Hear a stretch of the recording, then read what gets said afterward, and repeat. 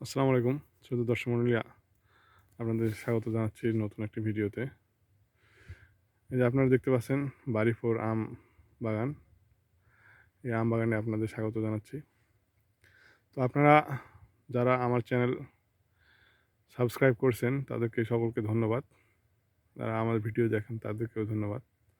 আমার একটা রিকোয়েস্ট, সেটা হলো যে আপনারা অবশ্যই আমার চ্যানেলটাকে সাবস্ক্রাইব করবেন।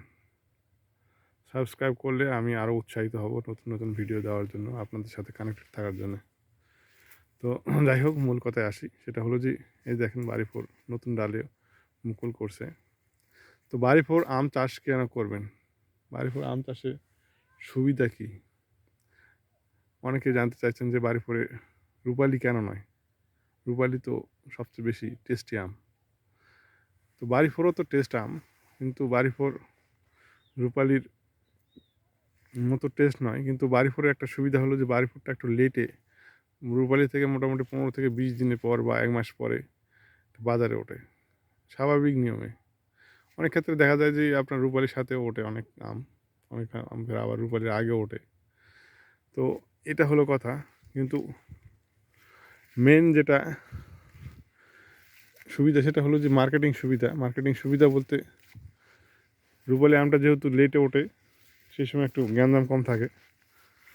গ্যাঞ্জাম কম থাকলে মার্কেটে বিক্রি করতে সুবিধা, আপনার সেই সময় গ্যাঞ্জাম কম থাকে, এটা একটা সুবিধা।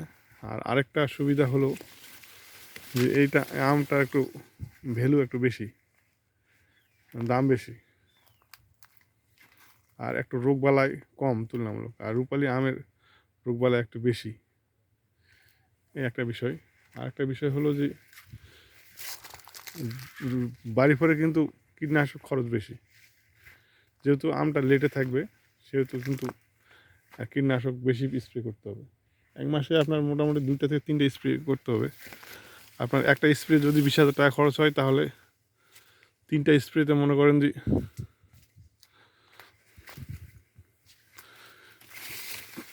60,000 টাকা বেশি স্প্রে করতে হবে আপনাকে।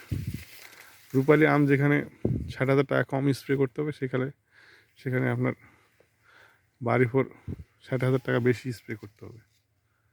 এটা একটা বিষয়, এটা খারাপ একটা দিক। আর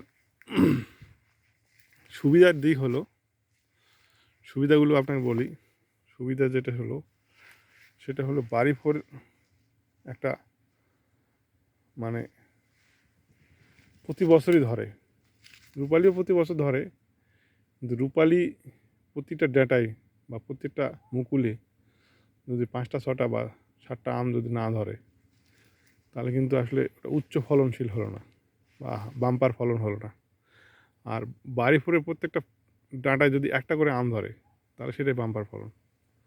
কারণটা হলো, একটা বাড়িপুর আম হাফ কেজির কাছাকাছি হয়, অনেক ক্ষেত্রে দেখা যায় যে হাফ কেজির বেশি হয়। তো আর রূপালি আম সর্বোচ্চ 100 গ্রাম থেকে 200 গ্রাম 300 গ্রাম হয়, সর্বোচ্চ সাইজ। আর ছোটো আম 50 গ্রাম পর্যন্ত হয়। তো এইটা বিবেচনা করলে কিন্তু বাড়িপুর হয়, মানে সুবিধা বেশি। বাড়িপুরের মিস নাই, মানে প্রত্যেকটা থোকাতে অনেক ধরে আম। কিন্তু রূপালি ক্ষেত্রে কিন্তু আম সঠিকভাবে যত্ন না নিতে পারলে আপনার লস, অনেক ক্ষেত্রে ধরে না আম। এটা একটা বিষয়, লস হয়ে যায়, ওই বছরটাই লস। মানে কম যদি ধরে তাহলে সেক্ষেত্রে আপনার ফলন কম হয়ে যায়, সেক্ষেত্রে আপনার লস বেশি হওয়ার সম্ভাবনা বেশি। আরেকটা বিষয় হলো যে বাজারে যেহেতু মার্কেটে প্রচুর পরিমাণে আর উৎপাদন, মার্কেটে আর দামটা একটু কম।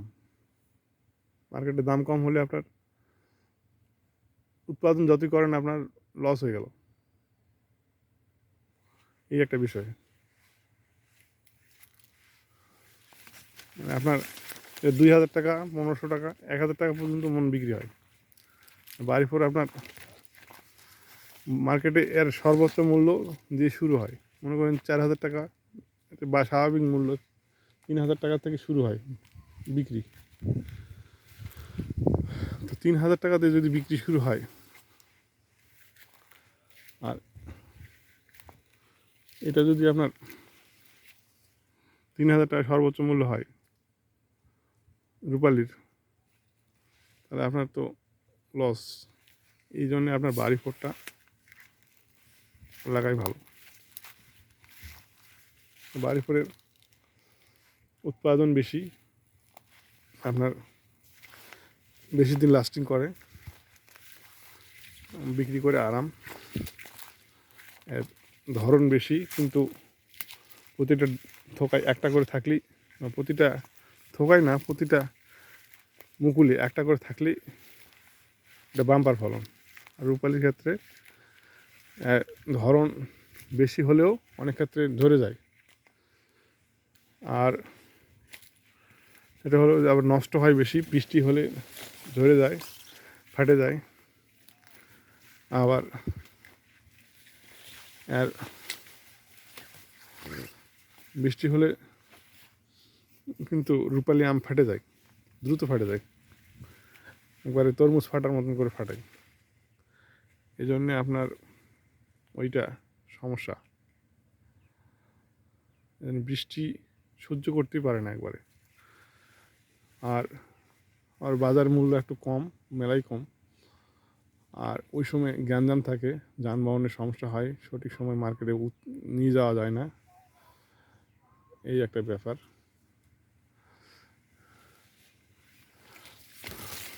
বিক্রি করা ঝামেলা। এই যে বিষয়গুলো বিবেচনা করে বাড়ি ফোর আমটাই হলো সেরা আম।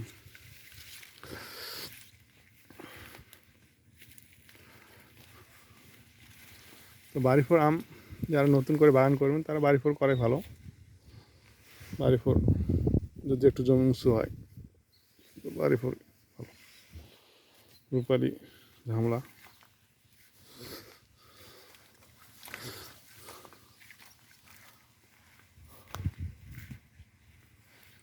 এই হলো ঘটনা।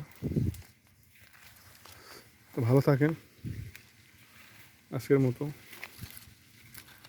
এই দেখেন আমের অবস্থা। আর আমার চ্যানেলটাকে অবশ্যই অবশ্যই সাবস্ক্রাইব করবেন। সাবস্ক্রাইব করলে আমার ভিডিও দেওয়ার উৎসাহ একটু বাড়বে, মানে ভালো বাড়বে। আপনারা আমাদের যারা আমার ভিডিও দেখছেন তাদেরকে সকলকে ধন্যবাদ। আর লাইক কমেন্ট শেয়ার করে দেবেন, এই হলো কথা। তো ঠিক আছে, আসসালামু আলাইকুম।